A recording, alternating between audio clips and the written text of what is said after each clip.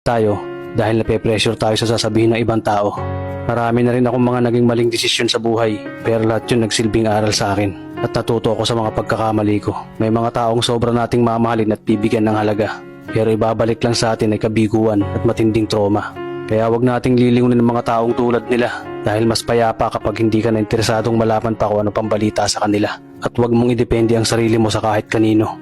Tandaan mo, kahit sarili mong anino, iiwan ka din nito kapag madilim na ang paligid mo. Kailangan natin matutunan na huwag ikumpara ang sarili natin sa iba dahil hindi natin laban ang laban nila. Karera mo to, di nila karera. Dahil ang buhay ay hindi naman nasusukat sa kung sino ang mayaman, kundi kung sino ang payapa. Kaya galingan mo lang palagi tol dahil napakaraming tao mapanghusga, tihilahin ka pababa. At lagi mo tong tatandaan na makakatanggap ka lang ng papuri mula sa kanila kapag patay ka na.